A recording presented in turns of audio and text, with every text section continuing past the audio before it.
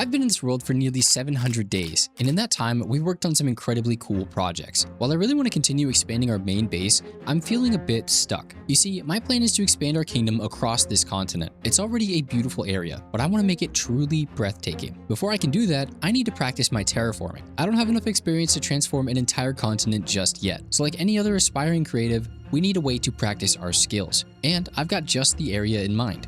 But before we get started, you need to make sure you're subscribed. 94% of the people watching right now are not currently subscribed. We're on the road to 100K, and I'd love for you to be here when it happens.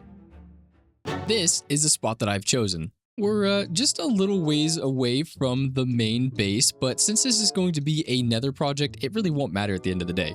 But this little island is the absolute perfect spot to practice a bit of terraforming. Except right now, it's kind of a bit overgrown and really patchy. Half of it is in a badlands, half of it's a jungle. So we do need to clean it up quite a bit before we can start our actual terraforming. And I think the first thing that I want to do is get rid of all of these trees. Now, I don't have a whole lot of experience when it comes to terraforming. The biggest project we've done so far was the land for the farming village back in episode 2. This chunk of land is pretty sizable and it has a lot more vertical space that we're going to use, so it should provide a decent bit of challenge. But I knew that picking the land was going to be the easiest part of this project. Of course, it just had to be covered in a very dense thicket of jungle trees. Lucky for me, I knew we'd need some of these jungle leaves later, so I managed to pack away a few boxes for when that time comes. I think this process would have been a much smaller headache if it weren't for all the massive oak trees and their hidden logs. Jungle trees are easy, but my rhythm really gets thrown off when I need to go digging for that one oak log still hiding in the leaves. And since we're going to be building on top of / removing a chunk of this top layer, I went around with my trusty old shears and tried to gather a few stacks of ferns and dead bushes that we might use later. If not today, I'm sure somewhere down the line. Now, as much as I want to get started on clearing this space out right now and just get to work on the project, there's actually quite a few more things that we need to do before we can actually start the terraforming. And one of those things is establishing a portal, because I am a little tired already of flying back and forth. So I think next on the docket, we need another portal. Oh, but I need coordinates, don't I? Huh. Let's set it up right here for now. Okay, now we can get a portal going.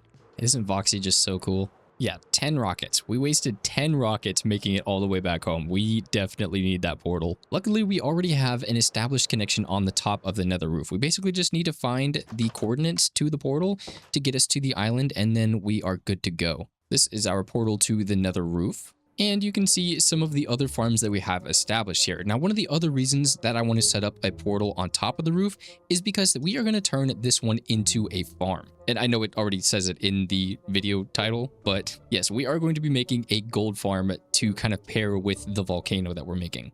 Spoilers, maybe? I mean, you've seen the thumbnail, right?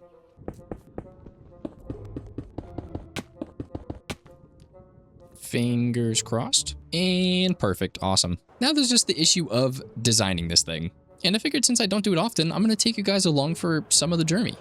The first step I take in the design process is removing all of the junk. The trees, the grass, the flowers, anything that's on the surface that can get in our way. Next, I paint all the area I want to work with a specific color and block that I know I won't use in the final build. This, more often than not, ends up being purple concrete. For this whole process, we're using a mod called Axiom. It has completely revolutionized the building game, and I highly recommend watching some videos on it if you want to know more. I'm not trying to give you a tutorial here, more so a peek behind the curtains so you know how some of us YouTubers are able to make the things that we do. Once the existing terrain was painted, I started the 2D outline of where I wanted the footprint of the volcanic island to go. I did this by placing several large shapes at the height of the water, then working back through with the melt tool to refine the shape and get it to a workable base. Initially, I wanted to make this area an archipelago, but I realized that was going to take a lot of extra time and we're already fairly behind on getting this video out. I still really like the idea, we're just going to table it for later. Moving on from the outlines, it was time to work on the shaping of the volcano. Usually, I like to pull inspiration for designs from Reddit or Pinterest, or have some kind of a real-life example for what I'm working on. In this instance, I feel like I didn't really need any of that. I had a very clear mental picture of what I wanted this build to look like. All I needed to do was make the design in-game match. And really, it didn't take too much fiddling to come up with something that made me happy. With the shape settled, now it was time to color it. I want to divide the island into two main sections, the darker volcano and a lush tropical island around the base of it. Using an angle function, I was able to separate the flatter areas of the island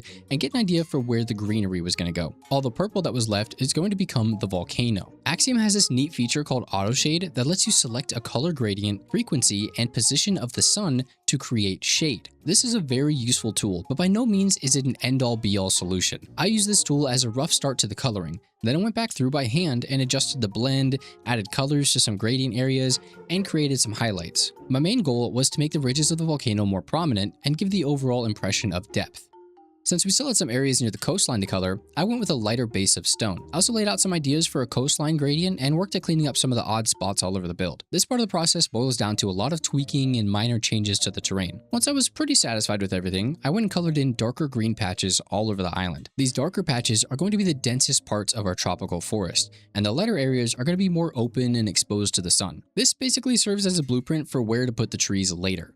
For the trees, I wanted two different varieties, palm and gum trees. Palm trees obviously belong to a tropical island, but gum trees may not be as obvious a choice. They're also known as the eucalyptus tree, and their various species actually make up over 70% of Australia's tree population. They're mostly temperate or dry trees, but there are a few species that exist in tropical climates. And since we're so close to a Badlands biome, I thought they would be the perfect tree to blend the two areas together. Also, Pearl added these in her Hermitcraft Season 11 base, and I thought they were so cool looking. In total, I designed 5 different palm trees at various sizes and 3 different gum trees. This variety should give us a pretty convincing forest without being too overly complicated. There's still much to do to get this island looking great, but I don't want to spoil too much of it.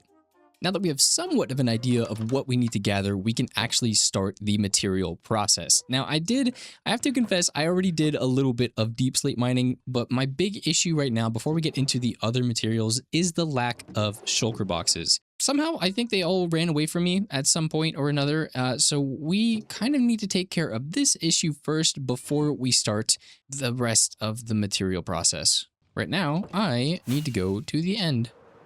Since we usually talk about it at some point, let's discuss the newest yet to be named Minecraft drop. This update is looking so good. We are finally getting fall colored leaves, a gray wood set, slabs and stairs for both concrete and wool, RIP terracotta, cushions to finally sit down after a decade and a half of waiting, and even a brand new mushroom type. I mean, come on, there will never be another update as perfectly timed as this one. And it's really coming at the perfect time because I am getting so sick of the summer heat. First off, the new dappled forest looks terrific. I realized during my 50 tree series that there are not a lot of options for coloring red, orange, and yellow leaves. I had to stretch and use things like glass, wool, glazed terracotta, and don't get me wrong, you can do some great things with a limited selection of blocks. I mean, look at these aspen trees I made. Definitely some of my favorite from the series. I'm really excited to get my hands on just these trees, and that's not even mentioning the new wood set. Poplar wood is going to be such a wonderful addition to all things building. I think I'm most excited to finally have gray fences, but really we're going to find so many places we can use this color. We're also getting a new mushroom type like I mentioned,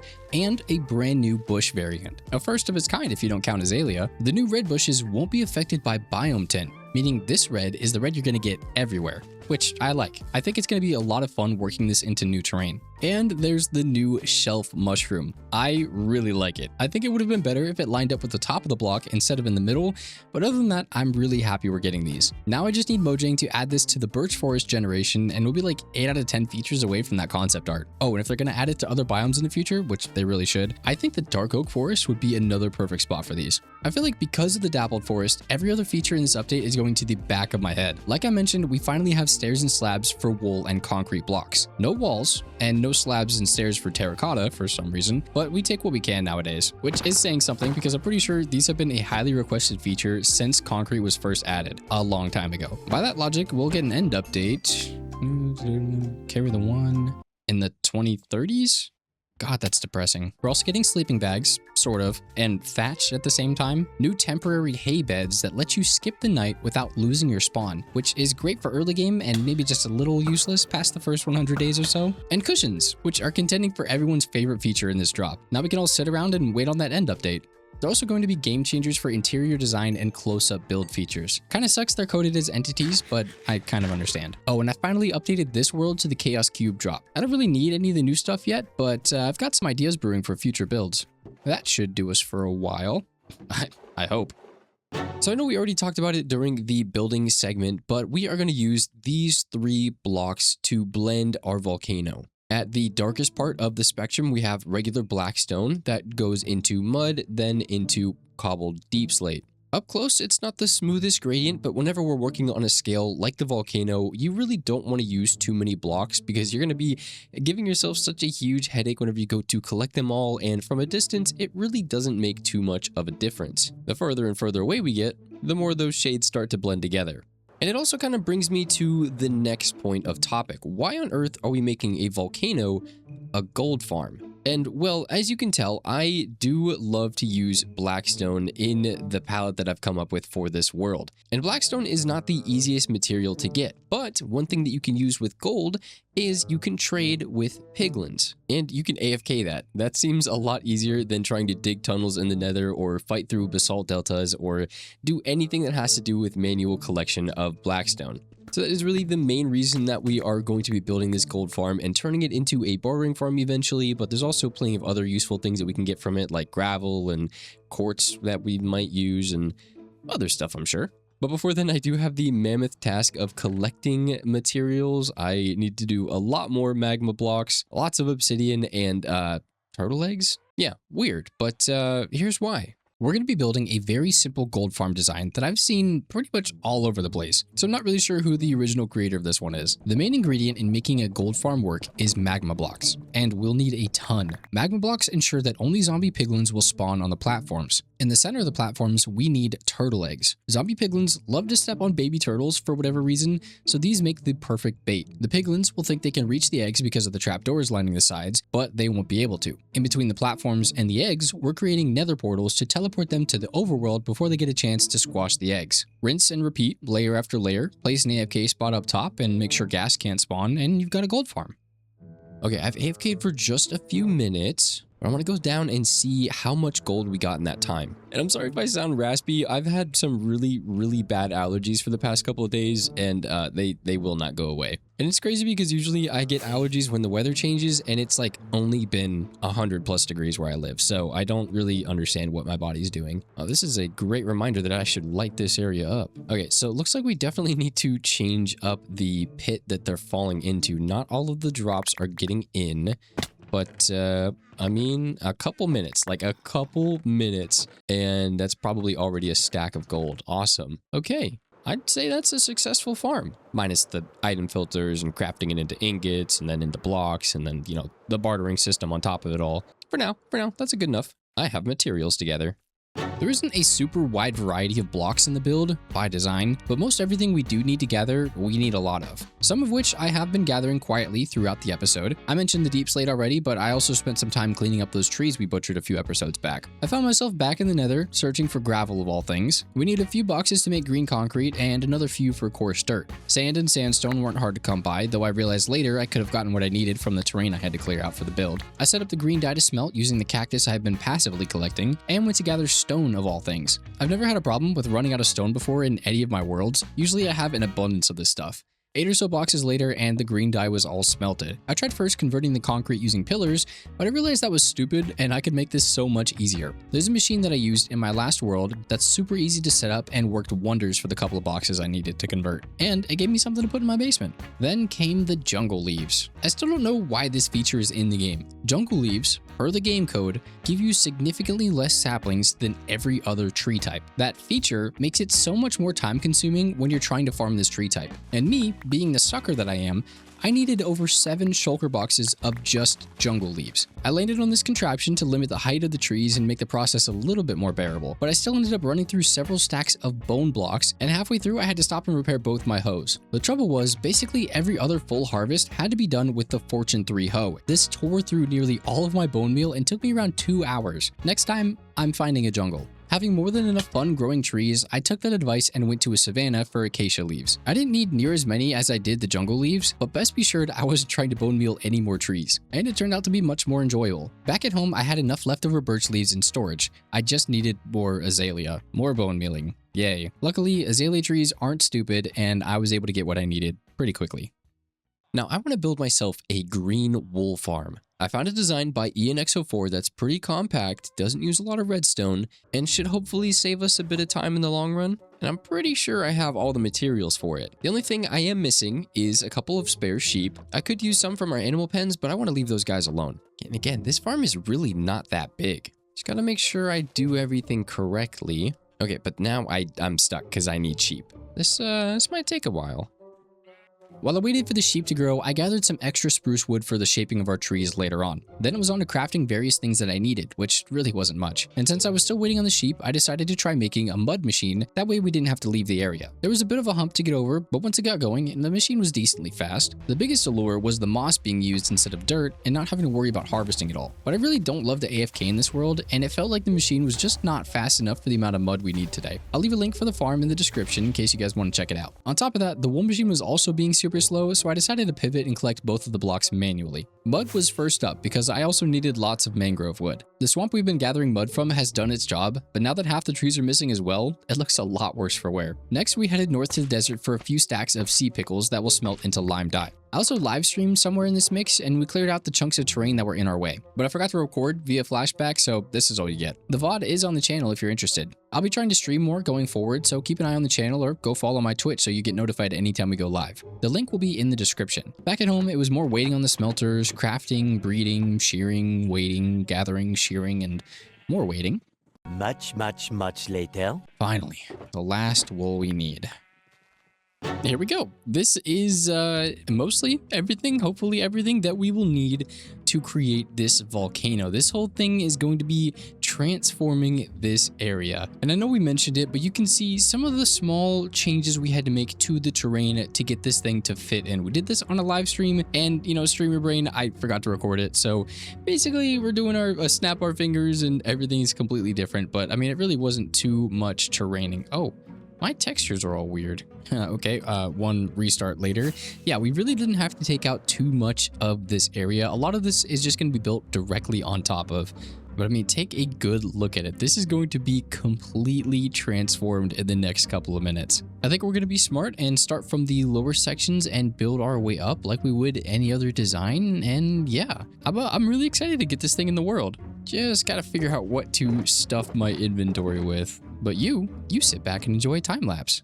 I gotta say, I've had a lot of fun designing this island so far. I feel like it was great practice in a style I haven't had much experience in. Now I want to come back to this area and add more farms, more tropical islands, fun builds, and ruins. My plans when I first started this world were to keep everything centralized around our main continent. But now doing this project, I'm kind of feeling like we need some more areas like it around the world. Maybe a desert oasis, a haunted forest, some snowy peaks. Little zones that we can practice different styles of building and terraforming while we work on our main world theme. I'm just afraid that if we stick to only terraforming our main area, we might put ourselves in an unintentional box. Doing projects like these are a good way to expand our skills. And it's a little creative refresher. You have to let me know what you think of that idea. Okay. We're gonna ignore some of the goofier parts that are gonna be changed later on. But so far, come on, that looks so cool. I absolutely love what we were able to come up with. I think this gives such a volcano shape. Like you take one glance at this thing and it's a volcano. Look at it. God, I am so happy with this design, but we are not quite finished yet. Yeah, all this area, we need to cover it with trees and foliage and I don't know. We need to cover it with life and plants, and basically we are halfway through the process because I know that's going to take so much longer than just the terrain, but I'm excited. I'm itching to get going because this already looks terrific. I know what it looks like with trees, and I'm really excited to show you guys because you haven't seen that yet. I don't think there are some portions of this area that have been textured, and then there are some portions that I'm missing and that have not been textured. I think after we get the trees in, we might come through and do these rocks up. But for the most part, this coastline is going to stay pretty lackluster. I kind of enjoy the smoother beachy feel. And then yeah, again, once we get all the trees in here, this is going to look like the perfect tropical island. It's all going to come together. You guys are going to love it. And I'm so excited to get this done. But I keep yapping, and we need to get you guys in a time lapse.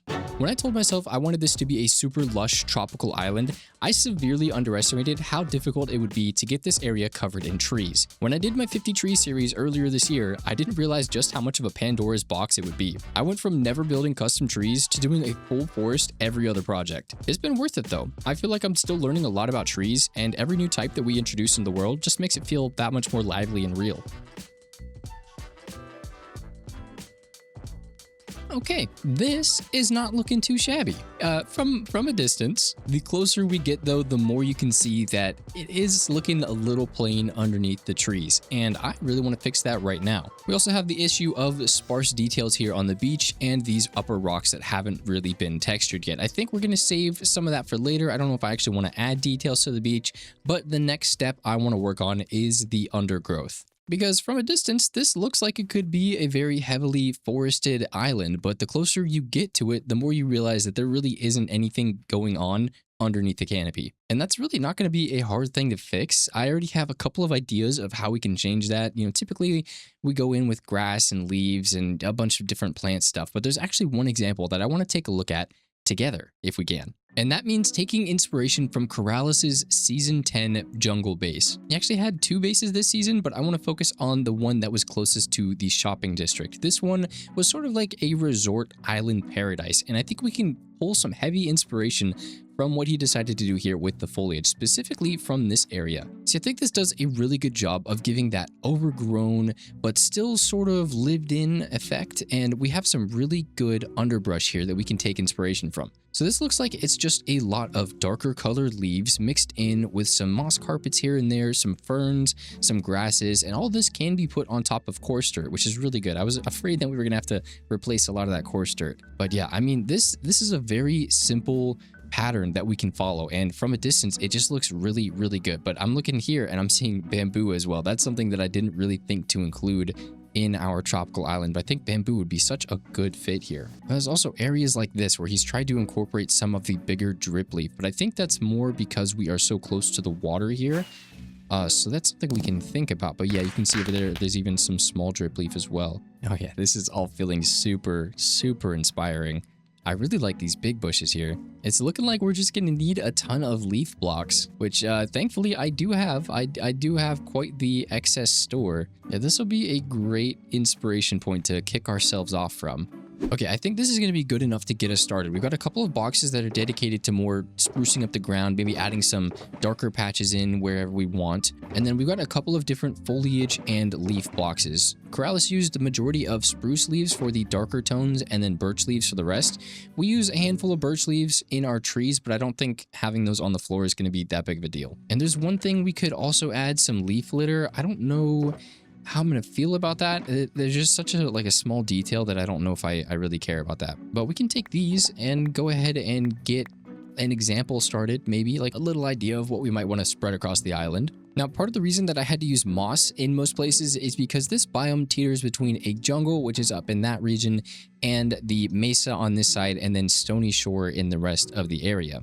So up top, the grass would have looked nice, but down here, it's pretty dull. And you can also see that kind of in the leaf tint as well. So I tried to leave grass out of it as much as I could so that now we can come back through and add patches of grass in the darker sections where there's a lot of shade like this, and it doesn't really stand out too much. That also means we have these sections where we couldn't put bushes or ferns or anything like that on terracotta, but now we have the grass here to do it for us. Also, thankfully, we kind of have these natural borders between different sections of the forest, so I think we can start on one of these smaller sections and see if we like what we come up with. And from here, we can tweak it and maybe spread it across the rest of the island.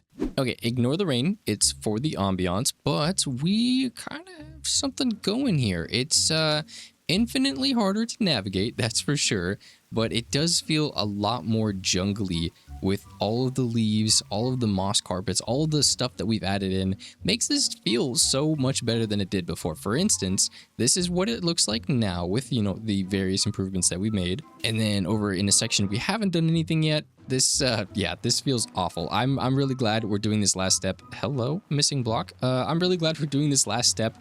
Of course, there's still, you know, more to be done with this project. There's still a lot that needs to go into it, but I think this is going to help it feel just that much more tropical and that much more real. Because before it was feeling a little bland and a little flat, especially when you were on this micro level. Of course, from a distance, it looked pretty cool if I do say so myself. But now as we're walking across the island or flying up close to it, I think these extra details are going to really help it feel like a tropical island. The only problem is it's going to take forever for me to do this, so I think I'm going to sit back, continue to listen to music, and try and get as much of this done as I can in as timely a manner as I can. This smaller section didn't take too long, but this is definitely the smallest section, and like I said, there's still just so much more to do after this. So we're gonna shut up and get the music playing and get this looking good. I tried my best to break this down into a strategy. I started with the darkest element, the spruce leaves. I made my way across the area, creating various patches and clusters, the occasional one leaf block. Then on the next pass, I took the birch leaves and built off of those clusters of spruce leaves. This was the top layer of those bushes, and putting the darker color down first really helped sell the idea of depth and shade. There wasn't too much strategy involved, mostly just random placement and being sure not to make the bushes too tall. Then came the grass. I focused mostly on breaking up the remaining open spaces by replacing some of the ground with grass blocks and covering what coarse dirt I could with short grass and bushes and ferns. This step was a bit more tedious than the last since I was trying to be more mindful and logical with the placements. Anywhere there was space around a bigger bush, I made sure that there was a tall grass instead of short. Some blocks got replaced to sneak grass in and make the bushes look a little bit more fluffy. And then I took a final pass in the areas that were still a little bare, placing clusters of bamboo plants or moss carpets depending on what I felt the area needed. With the system down, now I just needed to work it across the island. I also took this time to care for some of the rock formations and getting that shading in and blending the different areas together. And many creeper explosions later, we have a mostly finished forest. A lot of the lower areas, not so much this upper area. I wasn't quite sure what to put up here if I'm being honest, but the lower portions are filled in and feeling very lush and very jungly. So for starters, these bigger areas, I really wasn't sure what to do, same as, the upper portion, but I figured, a bunch of grass kind of makes sense, I suppose. But if you guys have any ideas, I'm open to changing this or adjusting it somehow. But really, the pièce de résistance, the thing we've all been waiting for, the underbrush. This feels so much more like a jungle now. It really wasn't too much extra effort, a bit time consuming of course, but this little extra step just made this feel so much better, so much more like a jungle. I am so happy with how this came out. It is a pretty big death trap, so we have to be careful to not be here in the dark. You can hear some of the mobs that are stuck underneath of the volcano, but I mean, walking through here, you get such a fun, lush, tropical vibe. I absolutely love it. The only thing that we're really missing now is like throwing a couple of hammocks, maybe here or there, maybe an umbrella, a beach ball, something like that, but that might ruin a bit of the immersion if I'm being honest. But not only that, we went through and also textured some of the rocks like we said we were going to do earlier, kind of changed some things up, made these greener parts a bit more lush with some grass and overgrowth and whatnot on it, and just made it all feel overall a bit more natural. Like we changed up this cliff face, made it a little bit less repetitive, and just did a bunch of things, little tweaks here and there to make this island really come alive. You can see more of our rock texturing over here, and then we also have a flatter space up top here that's kind of similar to the one on the other side of the island. Again, I'm not too sure how I feel about these open spaces. I do think I like this one more than the other side, but let me know what you guys think about them and if there are any ways that we can improve. But I think overall, for just being a gold farm that we're gonna basically see only every once in a while, almost a complete waste of time, it's really not that bad. I think it turned out really cool actually. That being said, we're walking into the most unfinished portion of the island. I didn't do this side, this little chunk of trees.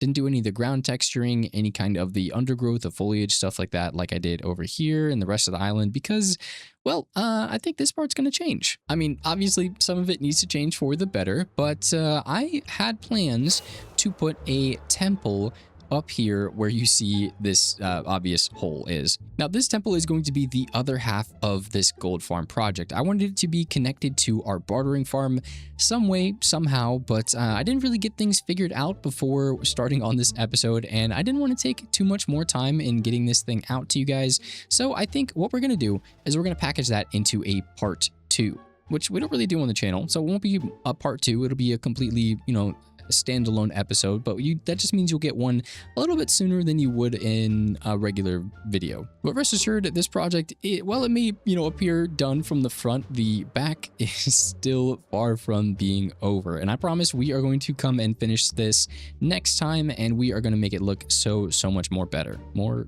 better? Grammar? Yeah, more better. We did a couple of live streams testing out some designs for the temple and some of the lusher areas around here that I think are coming together really, really well. I'm super excited to finish this project. I'm already very excited, if you can't tell. I think this has been so much fun, such a breath of fresh air. We definitely got our terraforming practice in like I wanted in the beginning of this episode. So I think we have achieved our goals today. We've surpassed them. And now, while we're over in this area, I wanted to talk a bit about where exactly has Coda been in between videos. And well, you see, TLDR, I basically got creatively burned out at the beginning of the summer. It was so hot. I was kind of working on a project for this world that I wasn't really feeling, and it just kind of one thing led to another, and I took a break from being creative. But at the beginning of Would-Be episode 5, we went through and took out the remainder of the old village and kind of cleaned up some of this area. So if you're wondering where all of the houses went, yeah, I took them out, and we may or may not see that footage. I don't think it's really that important. But basically, I wanted to transform the village that we had here, and it was kind of a big project, if I'm being honest, and it just wasn't really sitting right with me. So I just made the hard decision. I put a pin in it, and we're going to revisit it later, but not in the way that you might think. I've been rethinking the way that we are doing this world so far, and I am really not loving this mountain in particular. By now, you're familiar with the over top-down view of our world. This is the mountain that we are looking at, and you can see it kind of is in the middle of everything. We have a nice mountain range that kind of goes circular around everything else, and then just this peak here in the middle. I think I want to get rid of this mountain, and we're going to move this village project over to here and then do something to finally connect the bridge. But that is about 2 episodes away, fingers crossed. Once we get done with our gold farm project and the temple over there, we can start working on those ideas. But I wanted to kind of keep you guys informed as to where things are headed in the world and, where I've been. And of course, we're leaving this open to discussion. So if you guys think I shouldn't take out this mountain for whatever reason, if I, should do whatever different changes to the plans, please be sure to let me know. But I really feel like this mountain, it's just kind of in the way. If we were to take this out, we could expand the farming villages all the way out here, have some nice, lands of fields and small little houses here and there. And then over here, we kind of have a nice bustling town. That's kind of my main idea right now. I'm going to sit on it a little bit longer, so no promises, but fingers crossed, that is kind of the vibes that I'm feeling right now. And no matter what we do with this, we are still going to try and expand the farming village like we've been doing slowly but surely, almost each episode since we started this thing. And I think we got some really good practice today with the underbrush on the tropical island. And so last time we kind of experimented in this area with a similar idea of underbrush, but for one reason or another, I wasn't really feeling what we came up with here.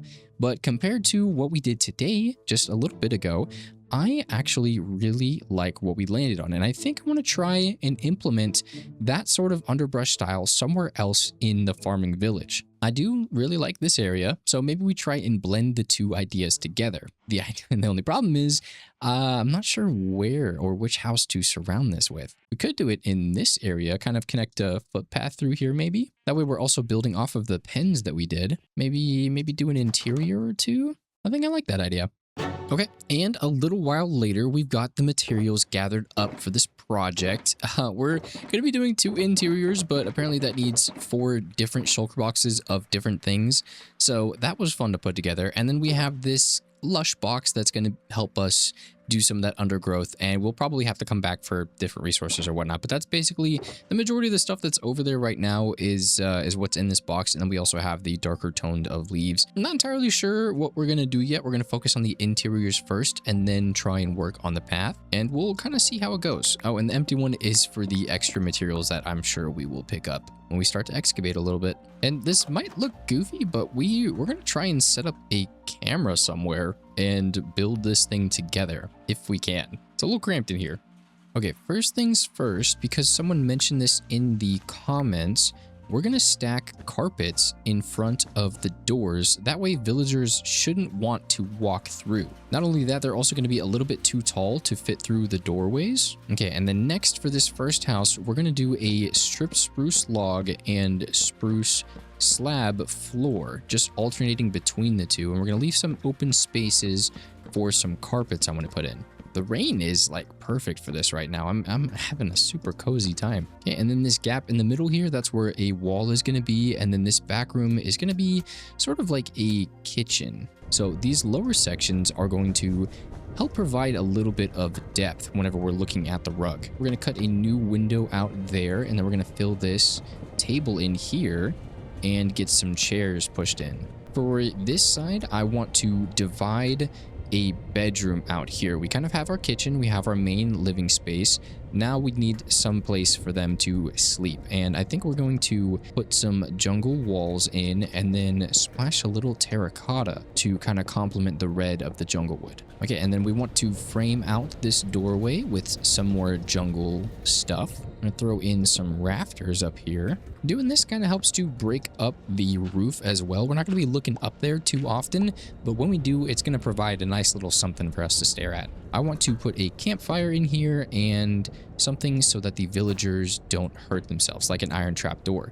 Then we're going to do sort of a shelf up here to hold a bunch of junk stuff. Just random clutter items like a barrel, some bookshelves, some copper chests. And then also, instead of doing cobwebs, I like these hanging roots.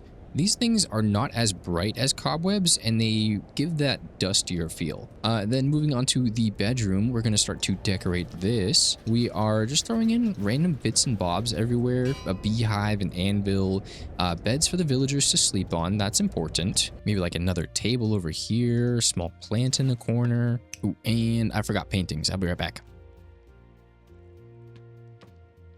Yeah.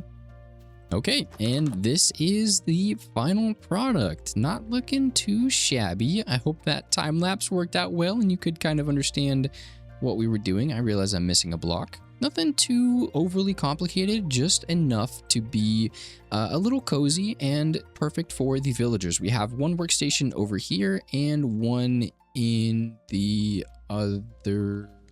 Oh, I forgot one. Let's say right here. That kind of works. Okay, so 2 different workstations for our villagers. The goal is to have 2 of them in each of the houses, and hopefully we figured out enough of the issues last time that we won't have as big of a headache when we move to more in here. But we do have one more interior to work on before I want to deal with villagers, and honestly I might just put it off for even longer than that. But since I don't really know how that time lapse turned out, we are just going to do some movie magic.